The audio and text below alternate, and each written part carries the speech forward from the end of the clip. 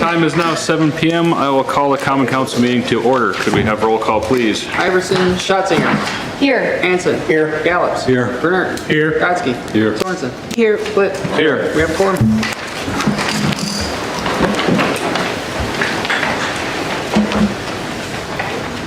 I pledge allegiance to the flag Of the United States of America and to the republic for which it stands, one nation, under God, indivisible, with liberty and justice for all.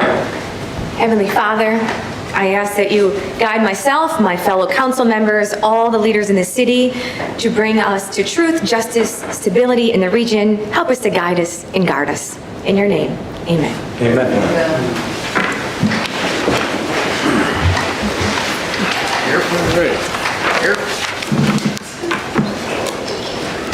Is there a motion to approve tonight's agenda? Motion to approve. Second. It's been moved by Howard, seconded by John. Any discussion? Hearing none, all those in favor say aye. Aye. Opposed? That is approved. All right, now we're going to move into public comment. This is an opportunity for citizens to come before the council with comments and concerns on any current city issues, knowing no action will be taken tonight. I ask that you keep it civil and respectful, and due to the large agenda this evening, within 3 minutes. However, discussion of personnel and individual members of the Common Council shall not be permitted. I expect you to be respectful, and in return, I expect the council to treat the citizens with the same respect. Before you begin, please state your name and address for the record. First, we have, I'm going to go by first name for, I can't read everyone's last names here. First, we have Rob. Please, once again, state your full name and address for the record. My name's Rob Witchell, 468 Green Lake, Wisconsin. North Street, Green Lake, Wisconsin, sorry. I have some packets I'd like to hand out for everybody.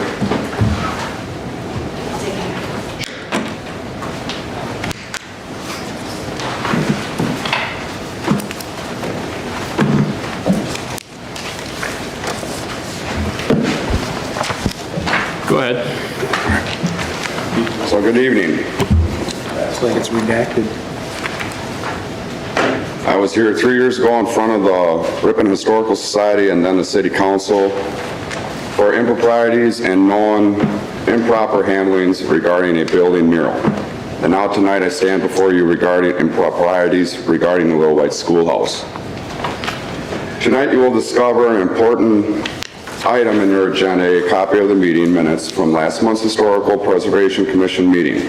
It appears that many members of the public attending tonight's meeting have been consistently present, seeking direct responses, feedback, and answers to our questions from the commission. Unfortunately, we have yet to receive any form of acknowledgement or satisfactory response.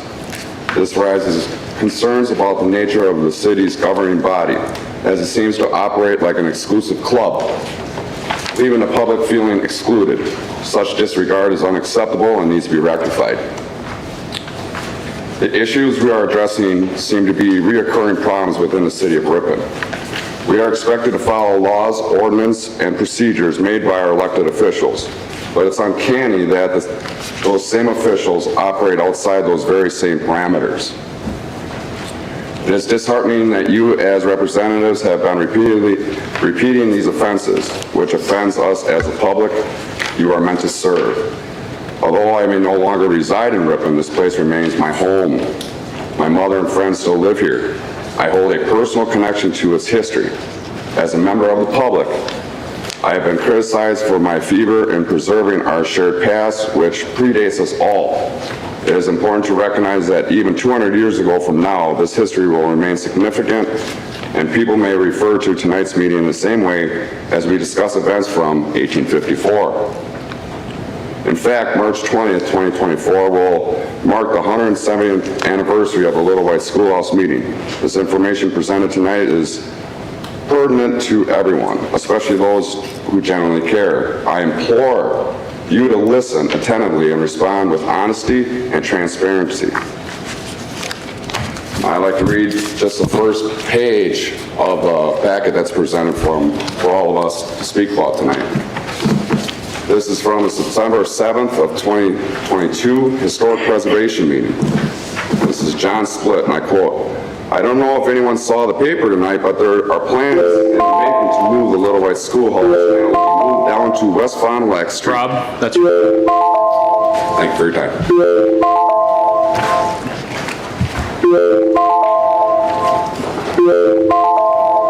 next, Orlando. Can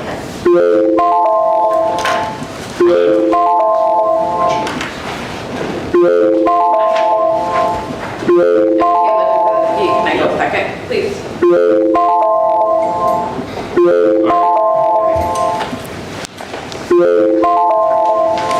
Again, state your name and address for the record.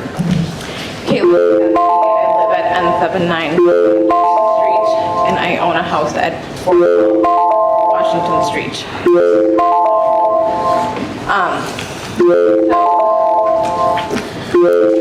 we're talking about this Little White Schoolhouse, I want to say that we are talking about the history of it.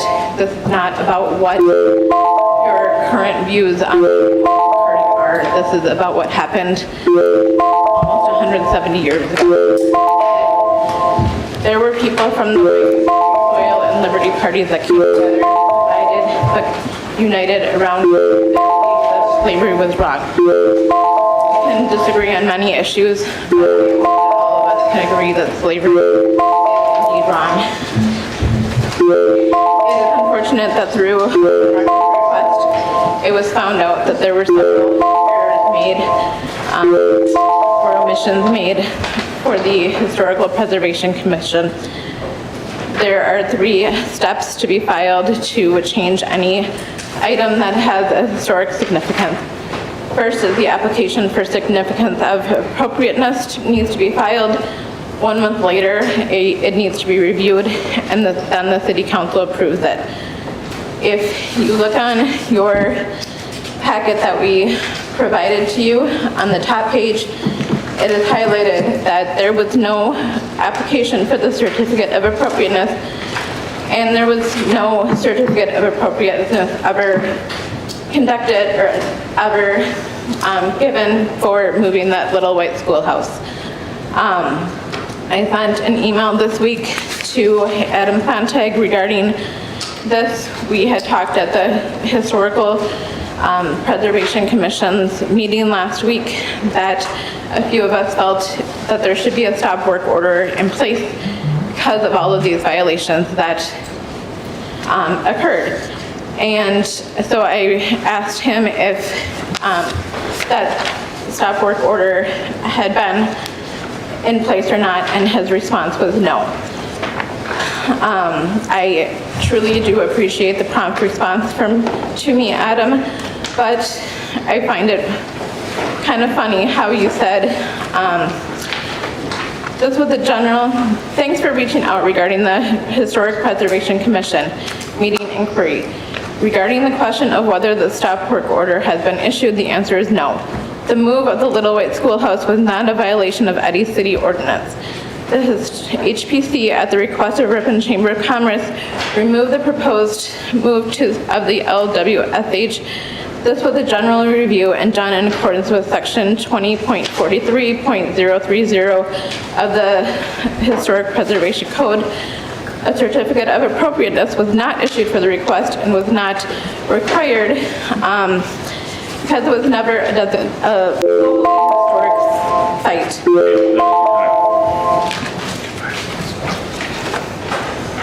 Mr. Mayor, can I interject for a sec? Can you turn the volume up a little bit? I do have bad hearing. Sure.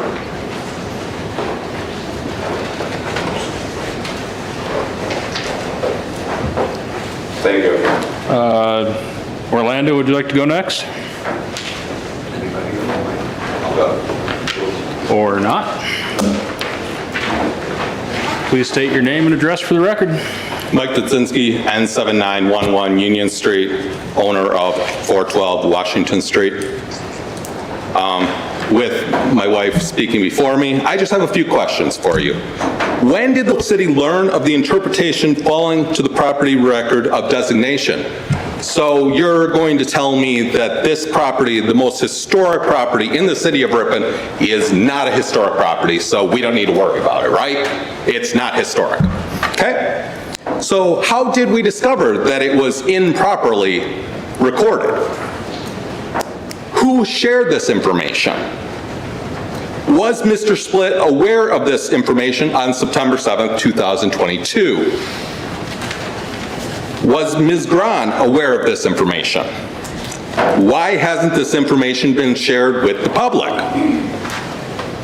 Is it not true in order for this to receive state and federal designation, because it was both of those, it must first be designated at the city level, okay? You guys are the city. You would have had to designate it first, but obviously you're claiming you did not.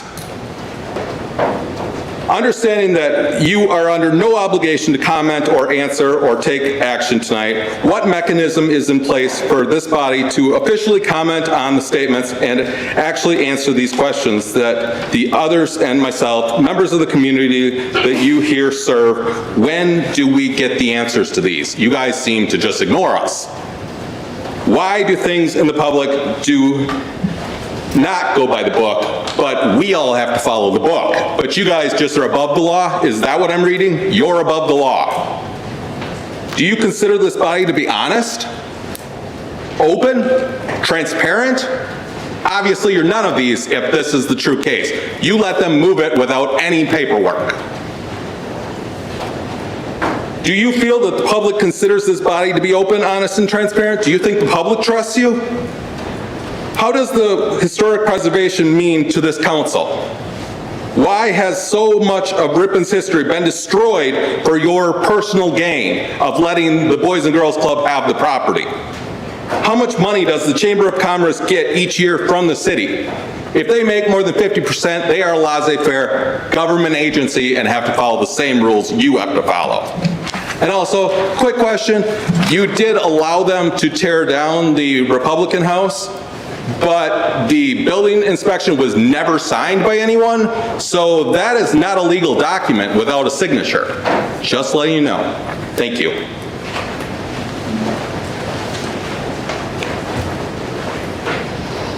Once again, I'll ask if Orlando would like to speak.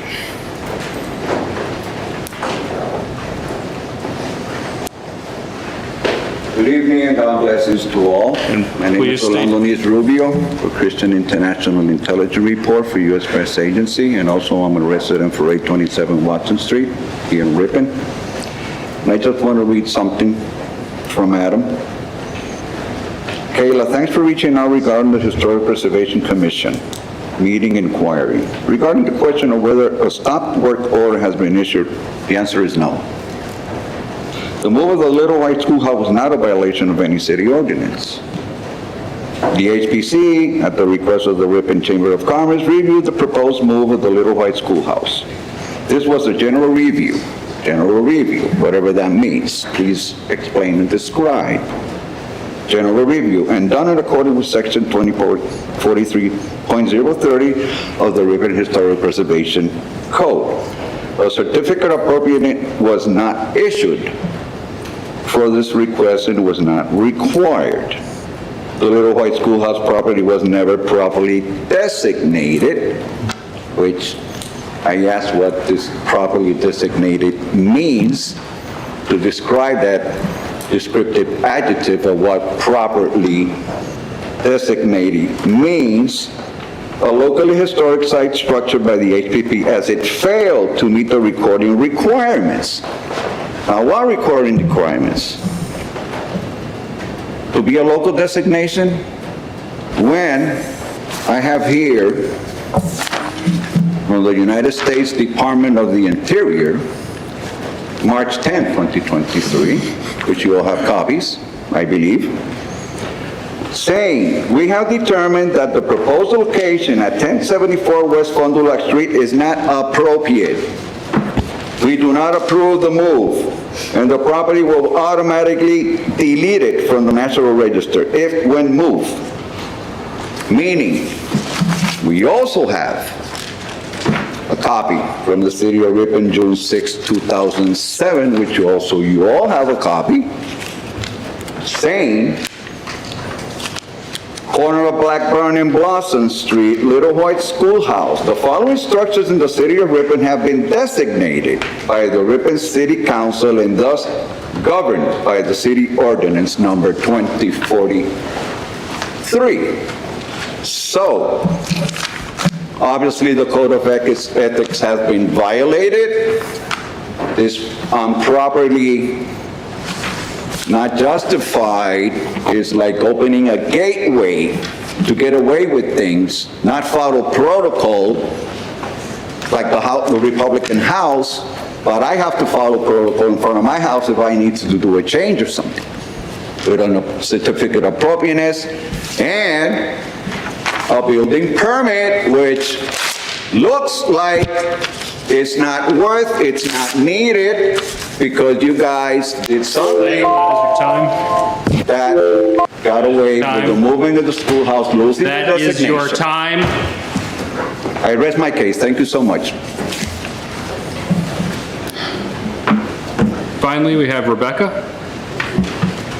Rebecca Reinhardt, 583 Eureka Street, on home, and just like you are willing to always put up these fundraising things for United Health, Diverse Option, now for this Boys and Girls Club and everything else, well, I'd like some type of a fundraising that you would allow such a new group like Treasured Successes to move forward the low esteem, underprivileged, handicapped that would like to just be asked questions like, where do you want to go in life? What would make you feel better about yourself? How can we help you take down your depression or whatever?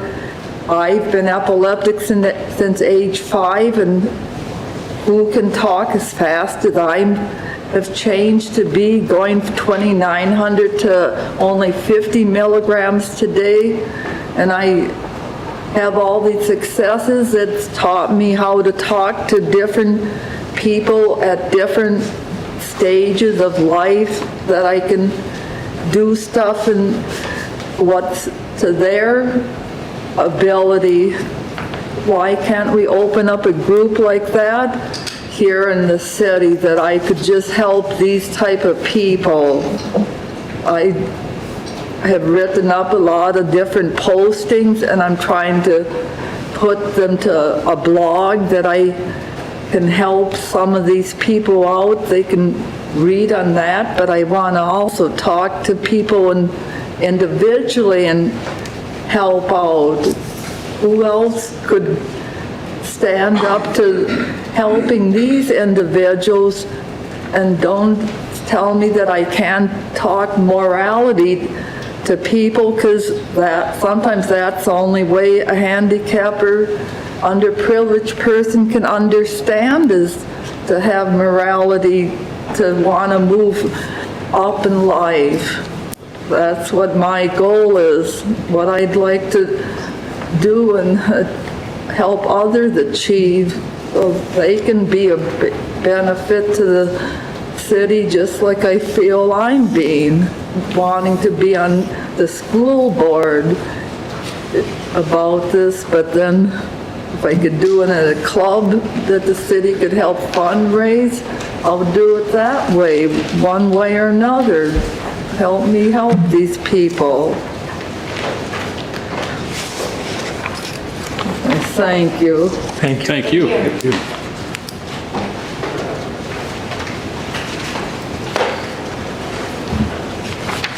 All right. Moving on, we have accepting informal reports from standing committees and staff. Is there a motion to approve as published? Motion to approve is published. Is there a second? Ellen? So moved by David, seconded by Ellen. Any discussion? Hearing none, all those in favor of approving the informal reports from standing committees and staff, say aye. Aye. Opposed? Those are approved. Next is the consent calendar. Only item there is the common council minutes from May 9th and 22nd. Is there a motion to approve the consent calendar? So moved. Is there a second? Been moved by Ellen, seconded by Jonathan. Any discussion there? Hearing none. All those in favor of approving the consent calendar, say aye. Aye. Opposed? That is approved. Moving into our first agenda item. This would be the annual approval of beverage licenses from period of July 1st, 2023 through June 30th, 2024 for fermented malt beverages and/or intoxicating liquor. And you have in your packet a list of everyone who has applied. Just a minute to get to that, my packet. Go.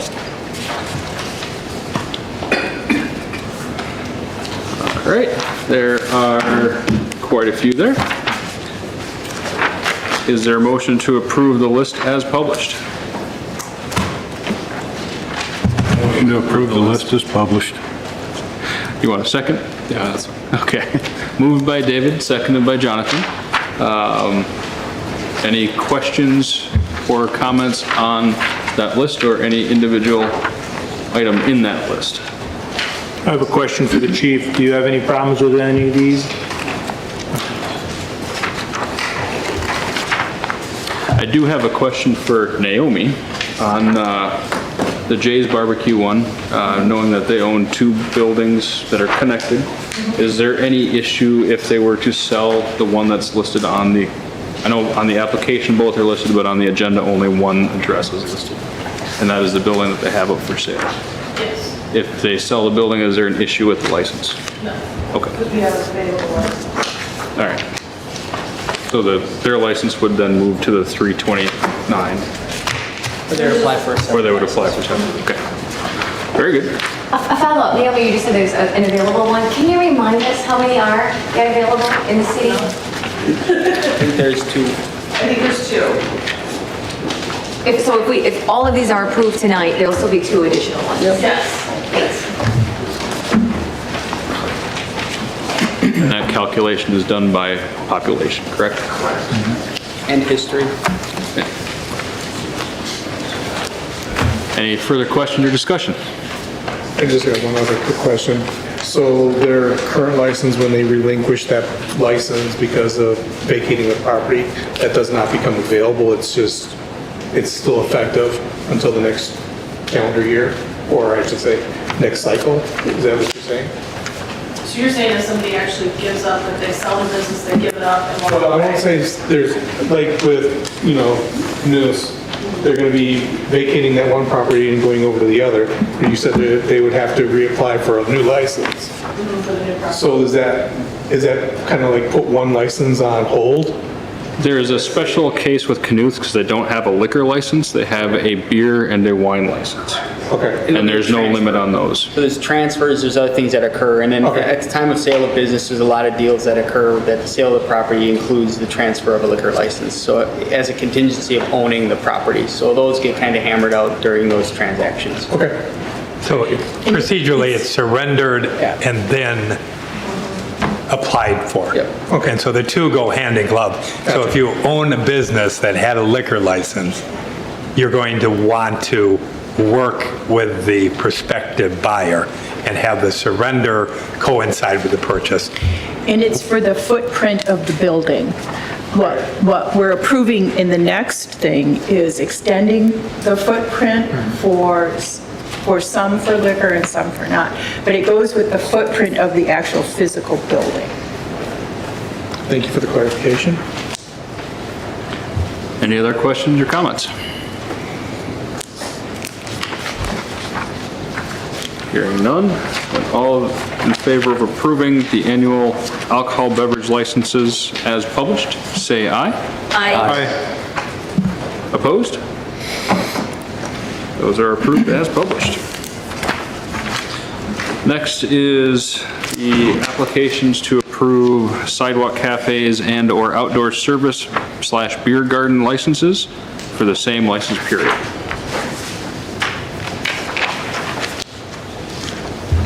Is there a motion to approve those as published? I'll make a motion to approve. Second.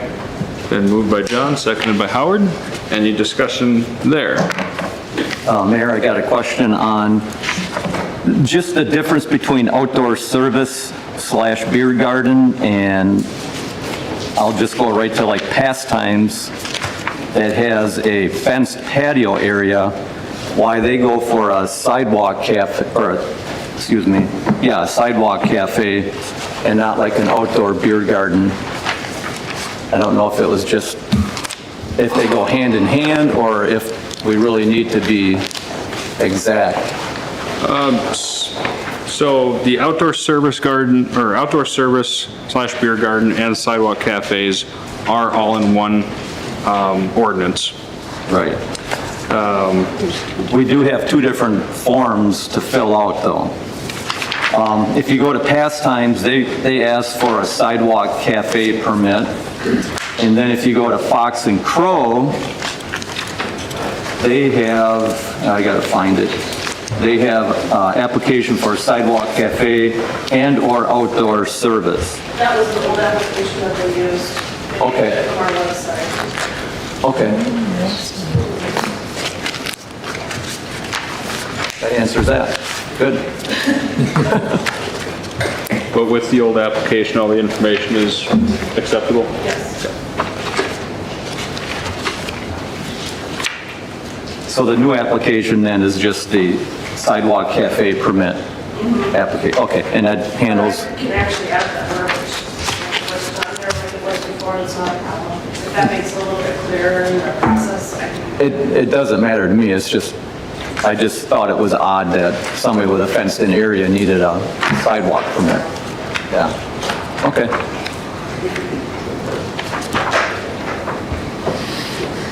Jolene? I'd like to commend our local businesses on being creative. I know that in the summertime, when people visit the community, when they see a liveliness on our streets and around our community, it helps to bring people to the area, and it helps make our city attractive to people to live, work, and play here. So I really commend the folks that are trying to be creative and smart and safe about these opportunities.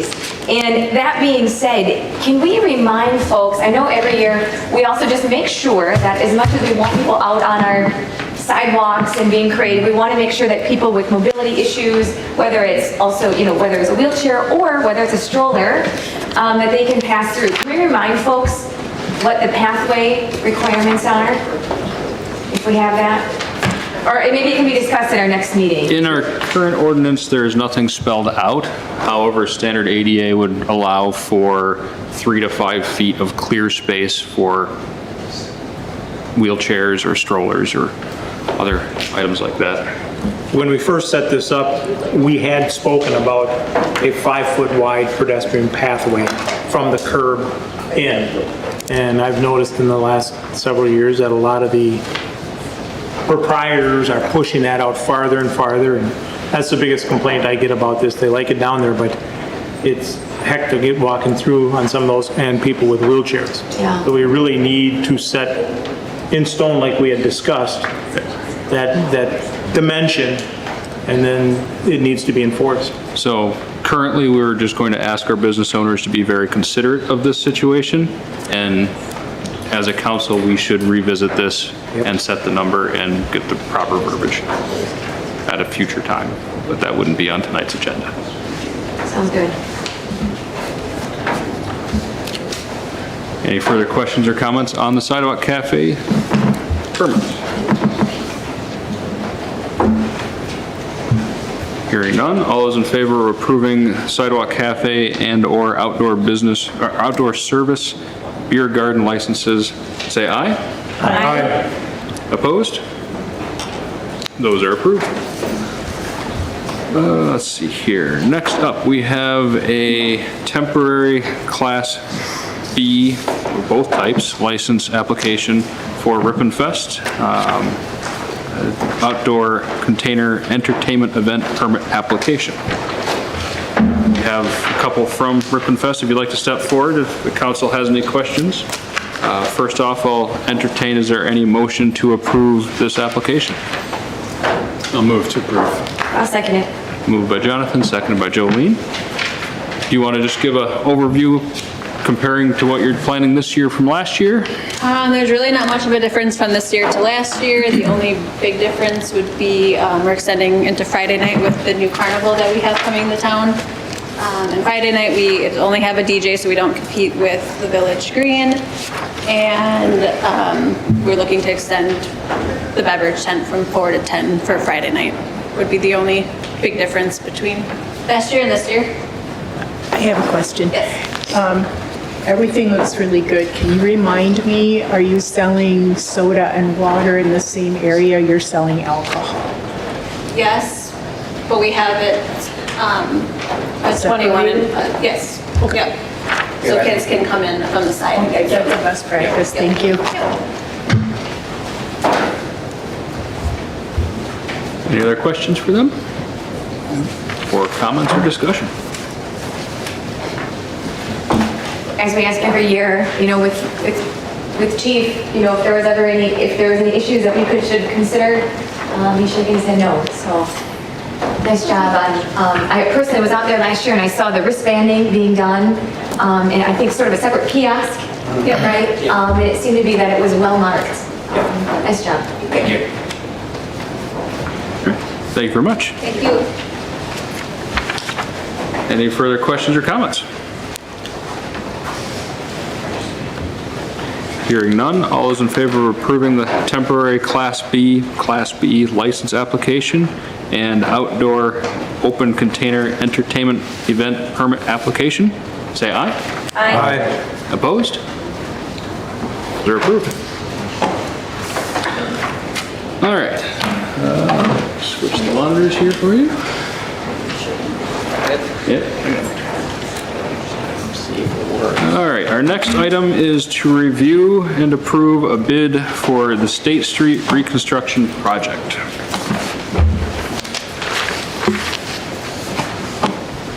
Adam.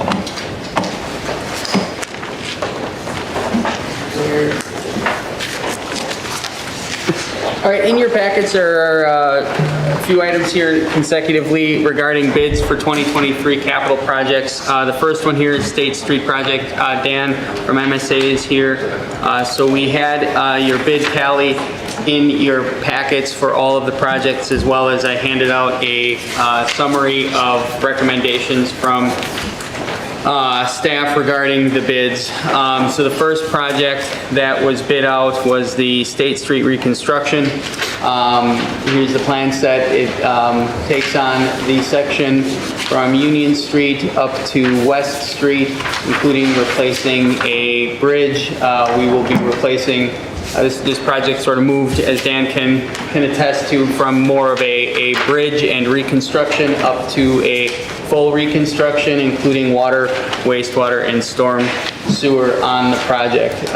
The low bid for the project when bid was by RLAM for $846,046.45.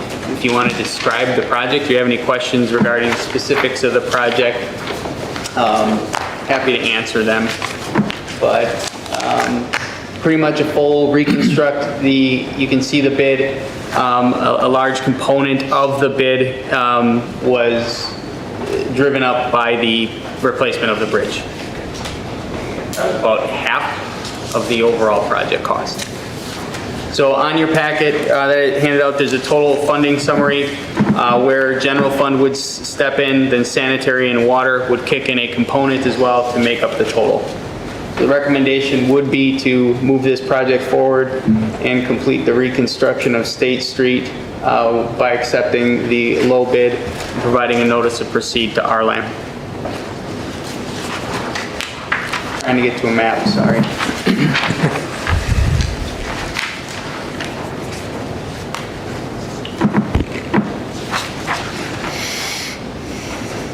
Anything? Nailed it. Nick? If there's questions, I'm happy to answer them. The project specifics, I'll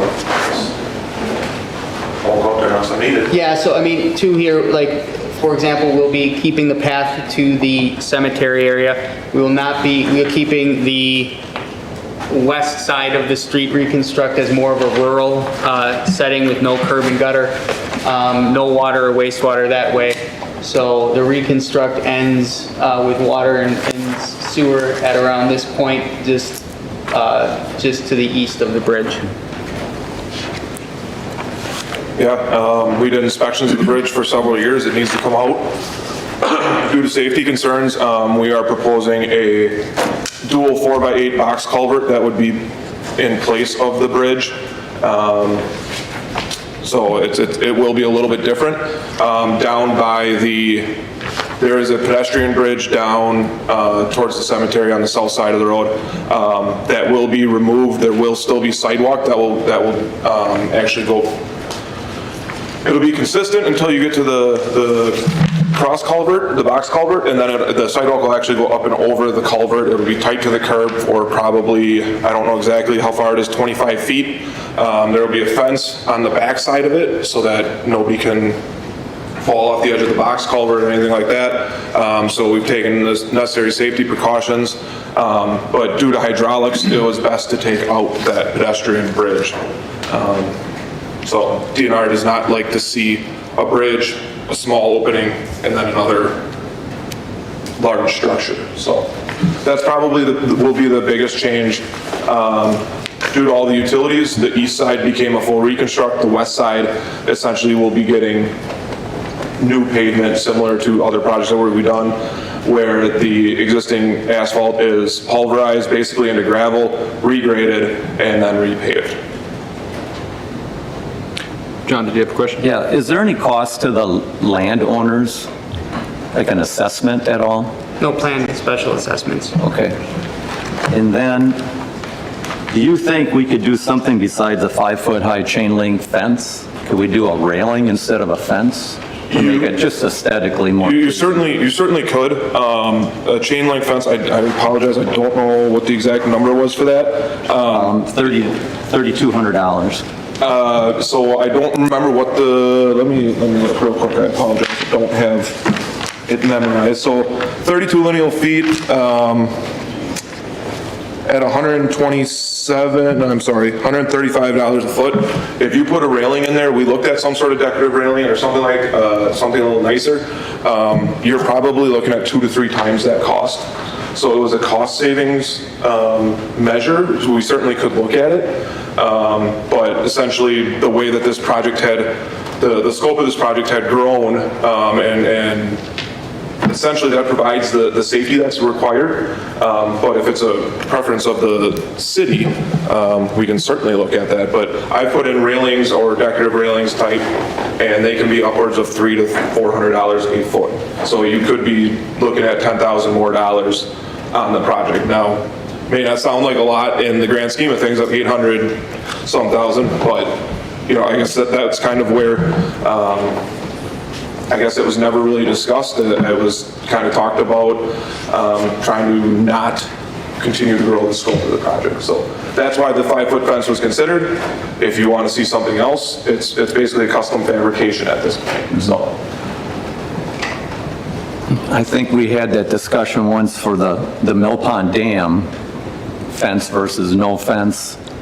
I guess I'd like to see something a little more aesthetically pleasing, even just a pipe rail fence or something, instead of a chain link. If we award the bid tonight, we can work with our LAM to put together a change order and bring it forward to the council for consideration. Okay, thank you. Yeah, I agree. I'd like to look at options too and be able to see, because if we're going to spend the money anyways, these are projects that are going to be in place for many, many, many years. And this is what helps create how our city looks to those coming to visit. So I'd like to be able to see what that would look like to consider. And maybe if there's someone listening who cares about you know, how our city looks, maybe they could also donate to these things, right, too? And is this also, would this be appropriate? I know we just set up a fund through the foundation, the Fond du Lac Foundation. If someone wanted to, would this be a mechanism? No. I wouldn't go that far. But they would just contact you? It's an $800,000 project. If we're looking at a $10,000 change order, $10,000 is a lot of money, but in an $800,000 project, it is only a small portion. So we'll bring that forward. We'll get something designed to bring it forward to the council in the next month. This project started off as around a $350,000 to $400,000 project, and the reason the decisions were made to limit the scope of the budget was because it turned out to be an $850,000 project. So utilities are kicking in.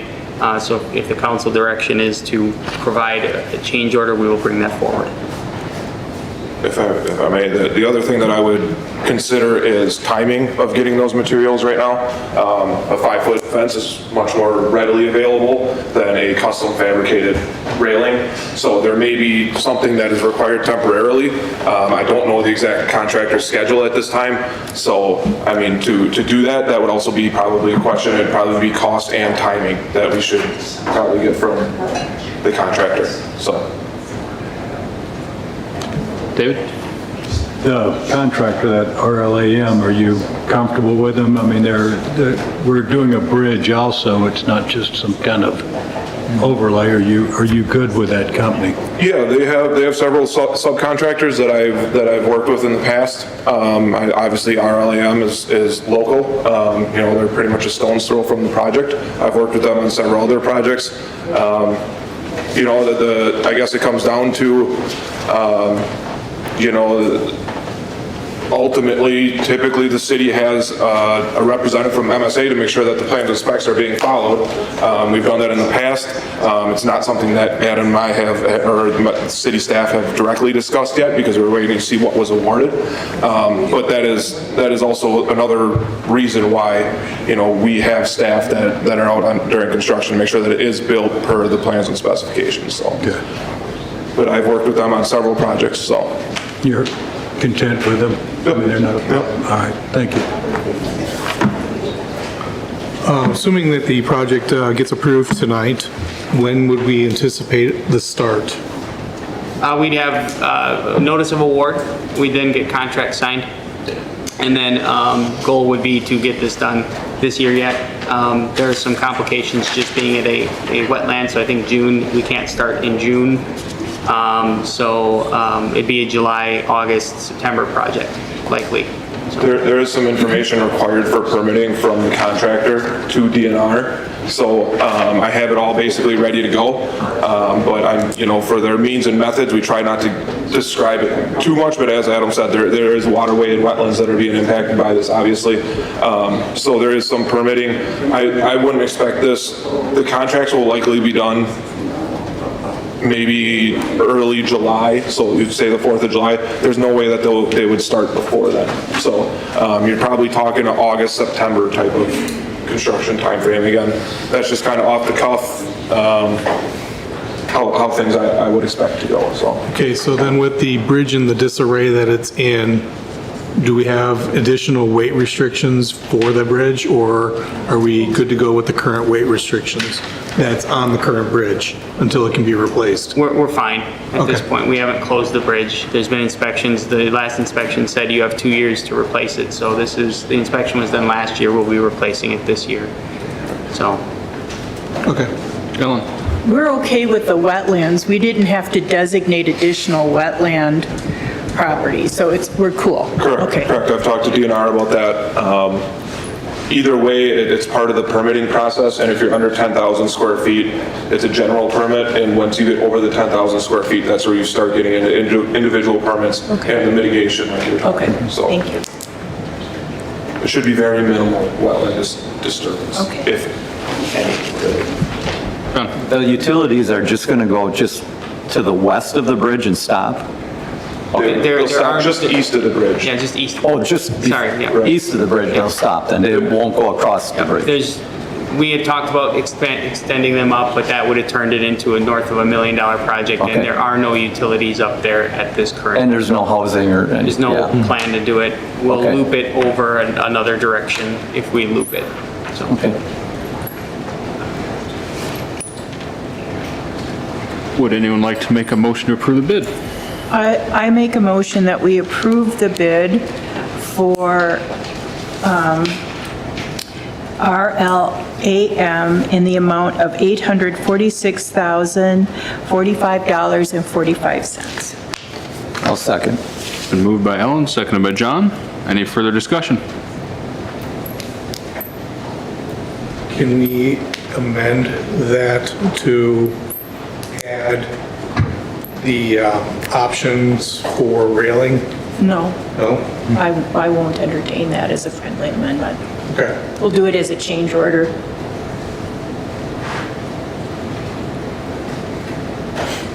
Any further discussion? Hearing none, all those in favor of approving the bid to RLAM for $846,046.45, say aye. Aye. Opposed? That is approved. Terry, would you like to make a motion to entertain a change order for the railing? Yes, I would like to motion that we get a change order for the railing, bids for different options. Is there a second to that? Second. That's moved by Terry, seconded by John. Any discussion on the change order? I just one question real Yes. quick. So you guys had mentioned that you want to see maybe some potential options or something like that. Is that correct? So if I send you some sort of manufacturer or brochure, this decision will need to be made fairly quickly. Again, the availability of products and stuff like that. If it were to get installed this year, maybe time may be of the essence. So I guess I just want to make you guys aware of that based on the amount of the change order and or timing, I can definitely provide examples, but I guess I just kind of want to make you guys aware of that, so. Do you think you could have that information for our next meeting in 2 weeks? Depending on how fast RLAM gets back to me, I'll reach out to them immediately and I'll see I can definitely get you the brochure and then you guys can kind of maybe make a decision by next meeting, and then we can get it to RLAM and they can say, that it's still in their court as to who or how. And if they know possible timings ahead of time, so we can... Right. I would say there's probably a 1 month window here. By the time I get it to you guys make a decision on maybe you have option 1 or 2, and then we can bring that to RLAM and then they can give us a cost and time frame. And so it's probably a 2-step process here is the way I would see that. Is there a way to make it a one-step process? Talk to them, ask them about options, what the cost would be, and just bring it back in 2 weeks? And then we look at them and decide yes or no? I mean, there's potential for a million options. Like I said, it's a custom fabrication, so. We'll push and we'll bring something forward. Well, I'll do as best I can Okay. and make it a quick process, but. Yep. That way we won't be extending it out too much. Right. Nope, I understand your reason. Any further discussion on this? Is there any other decorative rail in town or in the city that people like that I can look at already? Good questions. Over by the dam, Yeah. what was done there, that looks nice. Again, it probably does help that RLAM is literally outside. So maybe they can come take a look and let me know right away. Any further discussion? Hearing none, all those in favor of requesting a change order for the railing, say aye. Aye. Opposed? No, on procedural grounds. That is approved. Next item is to review and approve a bid for the Tigert Street Bridge project. This would be tearing out a bridge, not replacing one.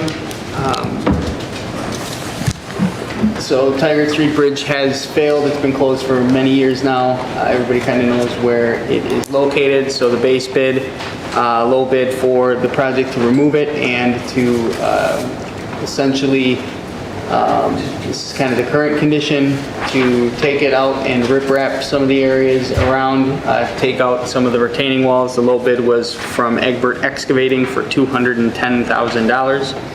There were 2 bid alternates to place a trail in the park here. So the trail would connect this area here down to here, as well as run a section here, and then have an area to put in some sort of other structure, gazebo or whatnot, into the future.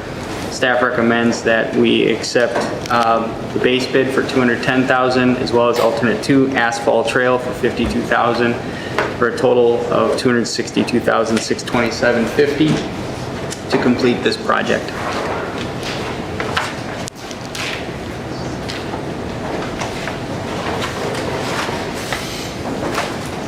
Any questions, discussion, or motions? Question on, you said they're gonna, okay, we're tearing out the bridge, and then I noticed we got a lot of damage on the walls around there, the riprap. And so they're gonna take care of all that from that point A to point B there. All in there, right, Dan? Correct. So essentially, I always get these streets switched. From Scott Street from the south, that bridge will not be touched, the abutments, nothing will be disturbed there. Basically from the abutments of that bridge to the kind of the north and west, up to the left towards Tiger Street there, the bridge, all those retaining walls in there will be removed except for the one on the far northeast at basically connecting near Jackson Street. There's a couple 100-foot retaining wall that is fairly new and in good condition. That one will remain. Also on the west side, that side is all vegetated, while it may be a little bit brushy and other conditions there. DNR did ask that we maintain that, and I guess in my opinion it kind of gives you a little bit of a buffer from some of those businesses where there may be trucks parked in the back or something like that, so it kind of gives you the buffer in the park, as this is if you guys remember back to the master plan, this is kind of a quieter park, so it kind of worked as a two pieces there. So essentially where that wall, the existing retaining wall, stops on the northeast side, if you go straight across the creek, that's about where the riprap would stop. So all those existing retaining walls will be removed as part of the project. John?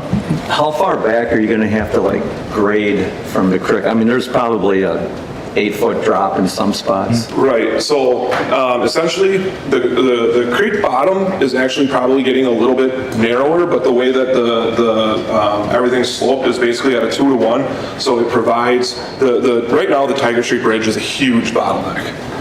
So the flow of the water will actually be increased by doing all of all these improvements.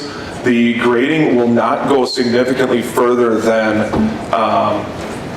the existing retaining walls, maybe 5 to 10 feet in some places where the ground is higher, but for the most part, we tried to make it as steep as possible to keep as much of the park as is, but yet at the same time make it so it's not like you can't grow grass on it or anything like that. So there's a portion that is riprap, and then there will be a vegetated area between the trail and the top of the riprap, so that there's kind of a softer area in there. Okay, is that gonna be a problem for mowing? No. Okay. Julian? Can you speak a little bit more about what the DNR had to say? It sounds like they wanted to see some vegetation. I guess I'd like to know with the riffraff, is this something, I really look at the health of this area for fish. What are we doing to make sure that this is healthy for the ecosystem? I mean, that's kind of in DNR's hands. I guess the one thing that I would say is that if we don't put some sort of permanent structure, if you will, whether it's riprap or something solid below the normal water line, you're never going to establish anything there, and that'll just continue to wash away, and eventually your whole park, as it comes around the turn, your park will start washing away. So that's the reason. So we're trying to make it as soft as possible, if so to speak, with a grass area, as well as best practices as far as being able to establish this creek. Right now there is existing retaining walls.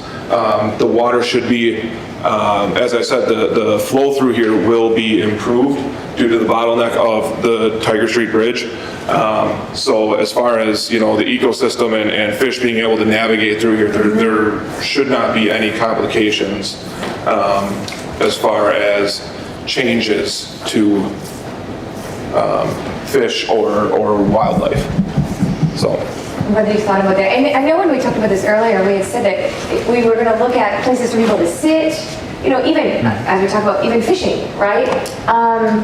Where does that come into plan? Is that the next step? Or is there something to consider right now as we build up the sides of the waterway where a bench might go, for example, or where a fishing spot might go? We have benches in here along the path put in place to sit as part of the project. That's where we started.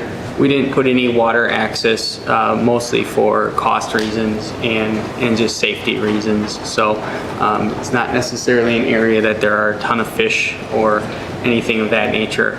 Those efforts will be made more in Selfridge Park to encourage fishing. Right now in that area, most of the kids go, and if anything, they're fishing for minnows and chubs to use as bait. So it's not like they're sitting there casting. I guess this is for Parks and Rec, but when I see the bench by the trail, I personally like to sit closer to the water, but again, Park and Recs, I guess we'll figure that out and what looks best. It's all grade and fitting and Right, and again, we were trying to, so the side towards the water is going to be fairly steep. So I mean, it was more of a safety. We didn't want people necessarily, I even asked city staff about that and said, do we want to move the trail further away from the water and have the sitting areas a little bit closer? And it was no, we'd rather have the walkway closer to the water and have a sitting area in a little bit of a safer, less trafficked area, so.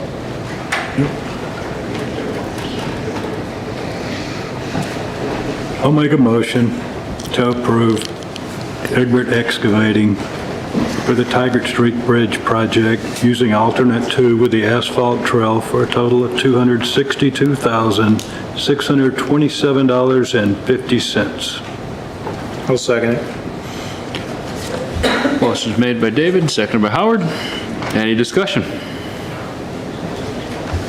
I'll just ask, this is not my wheelhouse, but with the asphalt trail, my guess is, again, we have our park plan that we've thought about what kind of surfaces we use. My guess is it's easier to navigate. Again, if someone has mobility issues on asphalt versus some other type of, but I guess it's just good as we think about our parks. What do we prefer for the ground cover, I guess? Yeah, so we chose asphalt there because the bid for concrete was $40,000 higher. Okay. So we did look at that. Okay. The bench pads will be concrete. They're easier to anchor benches into concrete than asphalt, so those will be concrete regardless. But yes, the asphalt trail was recommended, I guess. It'll be constructed to the same profile, alignment, layout essentially, so. Any further questions or discussion?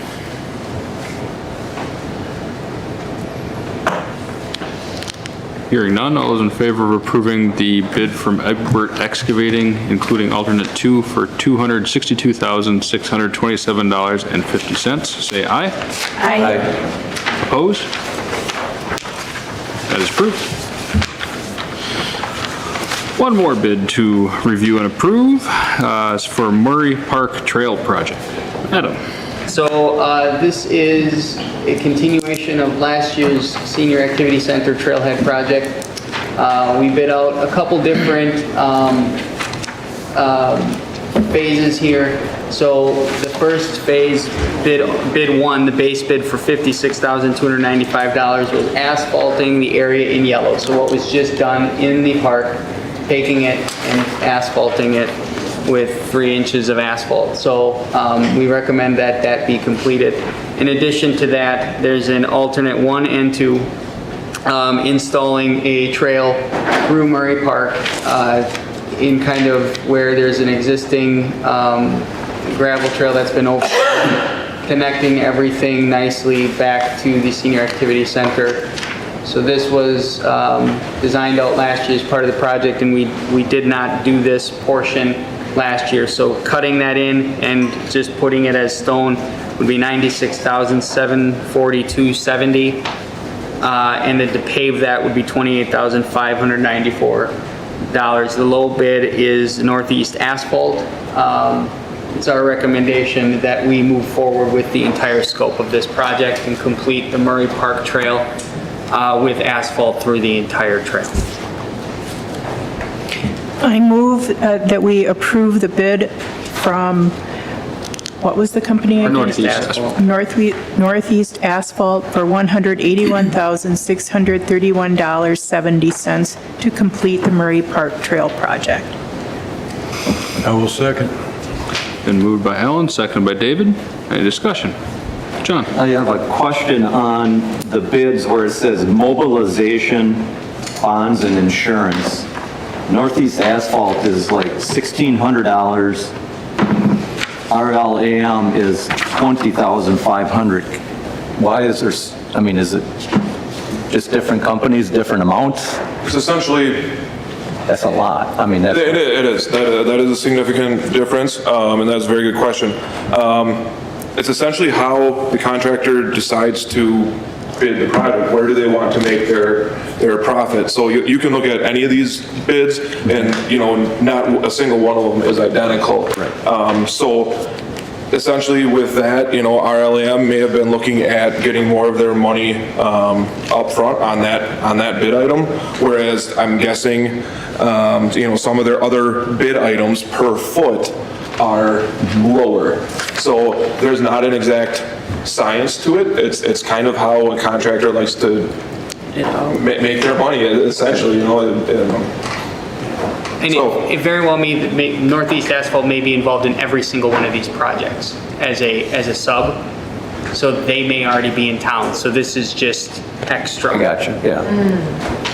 Right, they're likely, I don't know if they're on the State Street project, but maybe they're doing that. I don't remember all the subcontractors. I don't have that list with me, but they could also be doing the asphalt trail over here at Tigert Street. So they're already here, it's easy for them. So, Thank you. I got a question, I just want to make sure I'm understanding it. So the asphalt trail is what's in yellow that already exists, right? That's currently existing gravel. Currently gravel. Yep. So then the in-Cellful MP trail is graveling everything that's in gray? Yes, it's cutting it in. And then the paved full trail, even though it says pave, it's asphalting, the same as Yep. the top? Yep. And my question is why is asphalting the yellow 56 and asphalting the gray half? Is this to scale? Because I mean, visually, like the math isn't working to me. Like the yellow isn't double what the gray is. Again, I think it has to come down to their quantities and them being here. So they're giving a discount and doing more work, right? So they're already here. So the math on it is the base bid was to do this. Anything extra is essentially at a discount from some level. So I think this reflected some things last year as well, where when we bid out the whole project, the cost to pave and cut in the remainder was actually less than to cut in that, because I think in my mind, it's just looking at the bid, it's kind of the bonus work, bonus alternate. So they're already here, similar to the mobilization. Okay. I'd also add, a lot of the existing trail is 8 foot wide versus that trail going all the way out and around will be 6 foot wide, I believe. So so there's more length to cover. It's narrower. So there are a couple modifications, I guess, from one to the other. They're not exactly the same. So. And there is a gravel base on the outlining one. Right. Right. Yeah. I'm sure they take that into consideration, less material they have to bring in. I mean, if you're looking at the whole project, you'd be looking at alternate 1 and alternate 1 for that trail going all the way out and around. Because that's excavating, putting in gravel, and then paving. There's also some storm sewer involved, so that's why, I mean, they're already here. The unit costs are similar, so kind of to your question earlier, they're fairly close, but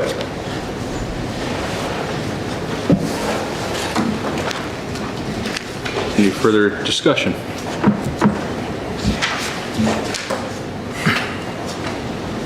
Hearing none. All those in favor of approving the bid from Northeast Asphalt for the amount of $181,631.70, say aye. Aye. Opposed?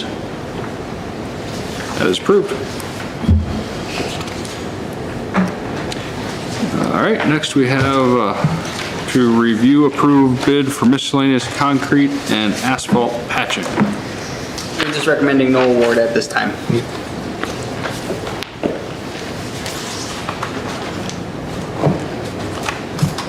Any further reasoning?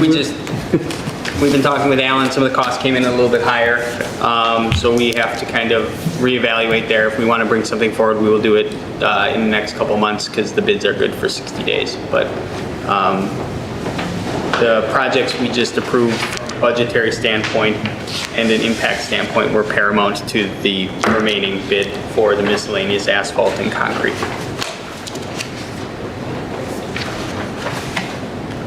Any discussion on that before we move on?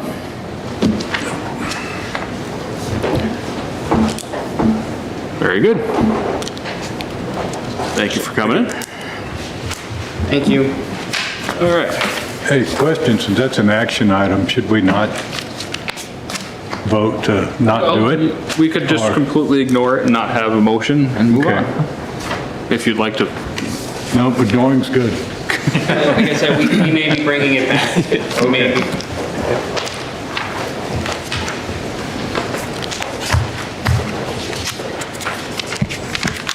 All right, so next item is an ordinance to amend Chapter 1019, grass clippings.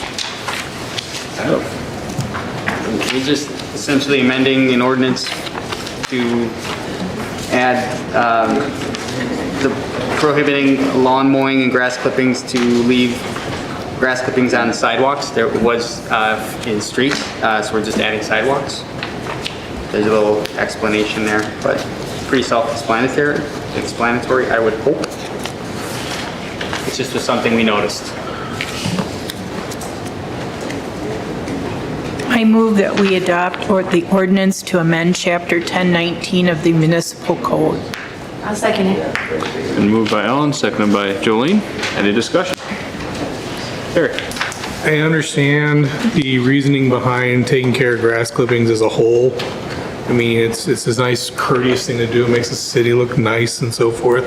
And in the streets, it's a hazard to bicycles and motorcycles. But I'm concerned that we are touching the sidewalk aspect of it. The sidewalks are normally taken care of by the homeowner as a whole. Even if they're damaged, we rely on them to help pay for them.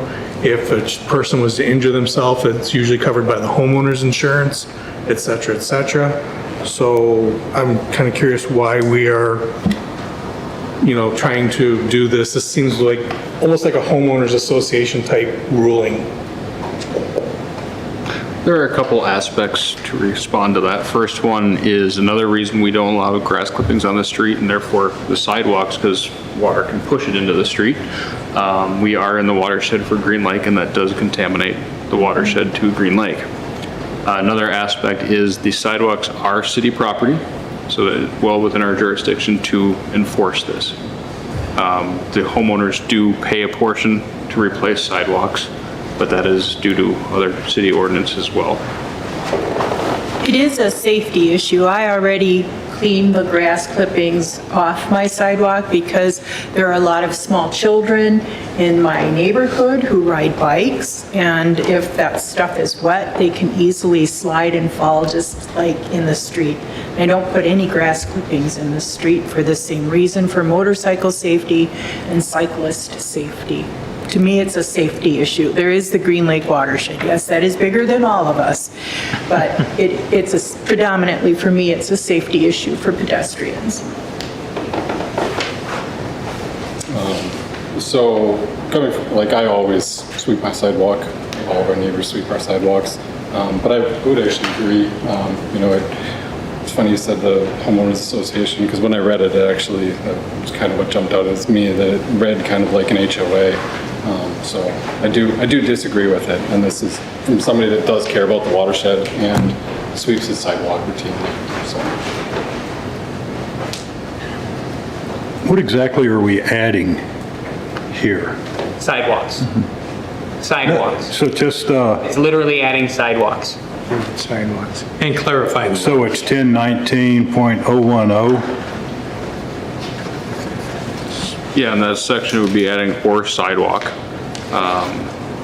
And same So thing the or sidewalk's the only thing being Yep. added to this? in a couple of spots. Okay.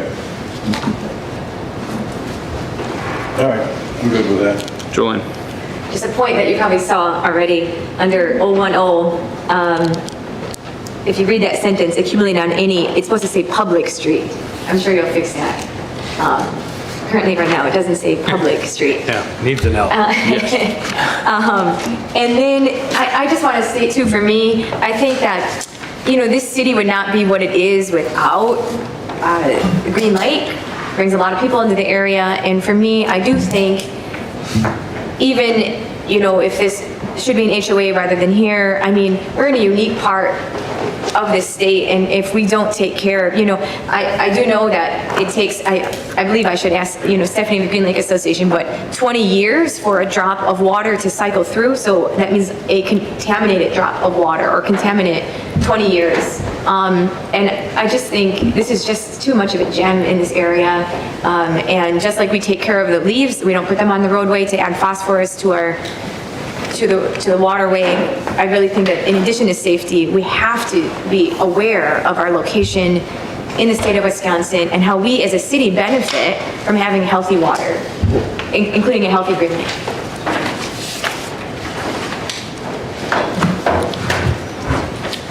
Any further discussion or questions?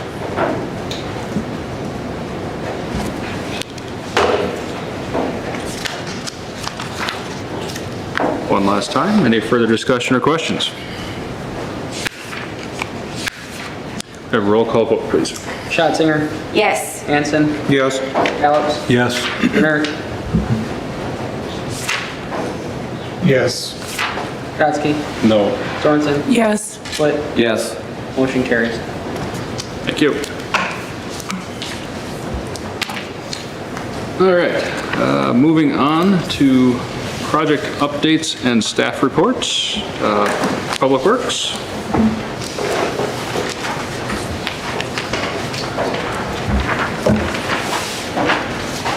I think the only thing I have to add from the monthly report is that if you happen to be downtown this morning, the guys, we hired a hydro excavator and kicked out all the foundations.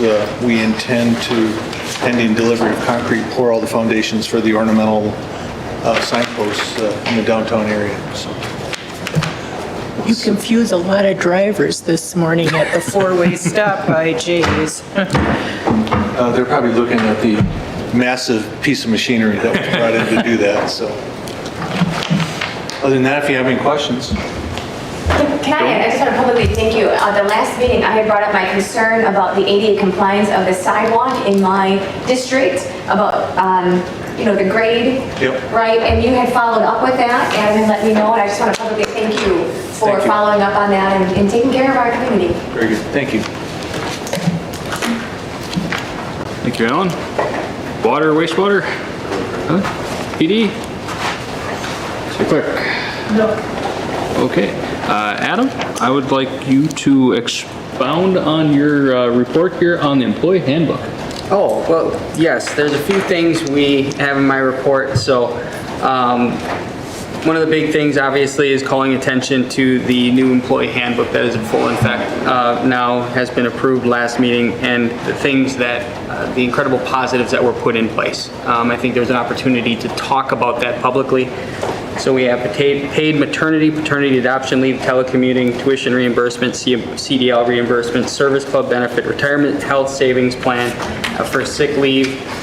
The list goes on. Guaranteed time and a half for weekend work, safety equipment, reimbursement, flex time, pay for performance, pay plan programming, maintaining and expanding all time off programs, and providing more flexibility while maintaining competitive health insurance and being in the WRS. So we are hiring and we are offering greater benefits than we ever have for employees and individuals that want to work for us. So I found that to be very important to reiterate that those are all in effect at this point. Beyond that, we are excited to announce that we received a $250,000 CDI grant from the WEDC for the Knuth Brewing project. So that is a pass-through grant to assist with Knuth Brewing Company's renovation and downtown expansion project. In addition to that, we closed on the Flash Trucking lot over the last couple weeks. So that obviously project started about a year ago, and they will begin their transloading rail facility in the months to come. We have issued a request for proposals for water tower rehabilitation, engineering, and design services. That project has kind of elevated to be a more paramount concern because of some failing coatings on the exterior of the water tower in the industrial park. So we will bring that forward in the next month. We continue to have conversations and discussions regarding the DPW facility. June 26th meeting, you will have a report from SEH regarding that progress on that project. We'll have a floodplain zoning ordinance come forward, and then there's a letter in your packets regarding the rail crossings throughout town that we sent to Watco. So we obviously get a lot of complaints regarding the condition of those. So we have put them on notice regarding those. We've talked to them the last 2 summers and there has been little to no action. So we continue to push and we will take it all the way to the Office of the Commissioner of Railroad to seek action from them to fix the crossings. They have responded and we are awaiting a formal reply. 2 new taxis will be coming in the next couple weeks, so those are much needed and will be delivered. And then I put in a blurb regarding shared revenue. Tomorrow is the vote for the Senate and the Assembly on shared revenue. If it passes, the deal is done. It will be the biggest change in shared revenue for municipalities in the last 30 years in the state of Wisconsin. So everybody keep an eye out for that vote. If it happens, celebrate however you want, but it is a big deal. So that is all I have. Thank you. Good question. Taxis, is that an addition or is that a replacement? 2 replacements. Okay.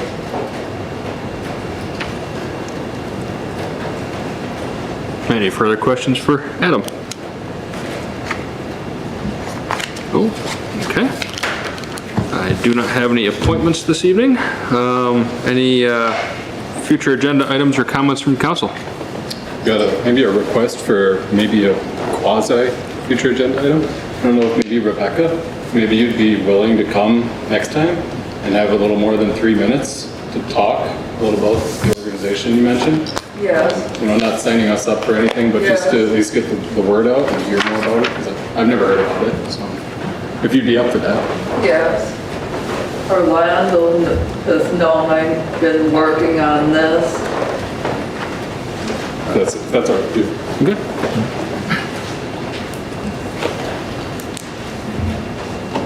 If, Rebecca, if you'd like to reach out to Adam, city administrator, to see if you'd like to set something up for a future meeting. Discussion point. All right. Thank you.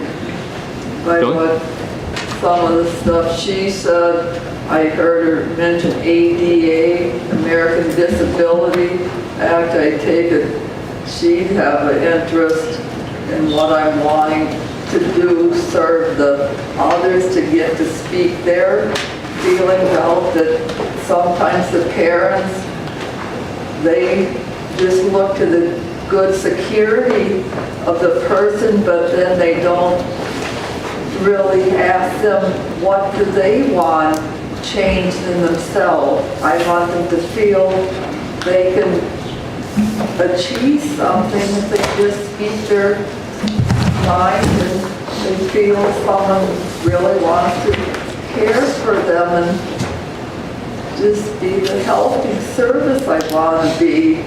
As much as I did all the movements I did to getting to owning a home and having a garden, help others expand too. Yeah, and like I said, reach out to Adam and we'll get something set up for a future meeting. Yeah, I really commend citizens coming forward, sharing their ideas for the community to help make the community better. I really commend when people do that. And my quick announcement that I'd like to make, not for a future agenda item, but a reminder that this Sunday is the annual country breakfast sponsored by the FFA alumni. And this is just a great way. It's on the Miller Farm over by Pickett. Just a great event for families. And I think that, you know, if we can support our rural friends, that helps our city too, so. Okay. Howard. I'd like to bring back the sidewalk cafe ordinance so that we can look at the dimension limit from curb in for pedestrian passage, so that there's something uniform that everybody will know and can say, yes, this is the distance. Very good. Anyone else? All right. I'll be seeking right now a motion to adjourn to closed session under Wisconsin Statute 19. If I may. It's not your time to speak. Technically, you didn't close public comment. Yes, I did. I went through the entire sign-up sheet. Public comment is over. All right, now I'll be seeking it. We went back and looked at it. You did not officially make a motion to close public comment. There is no motion needed to close public comment. Well, you didn't do it. I need a motion to adjourn to closed session under Wisconsin Statute 19.851E, deliberating or negotiating the purchasing of public properties, investing of public funds, or conducting other specified public business whenever competitive or bargaining reasons require a closed session.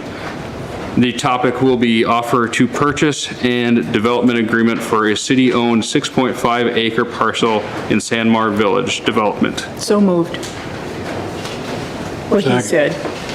Moved by Ellen, seconded by David. All those in favor of adjourning to closed session, say aye. Aye. Opposed? We're adjourned to closed session.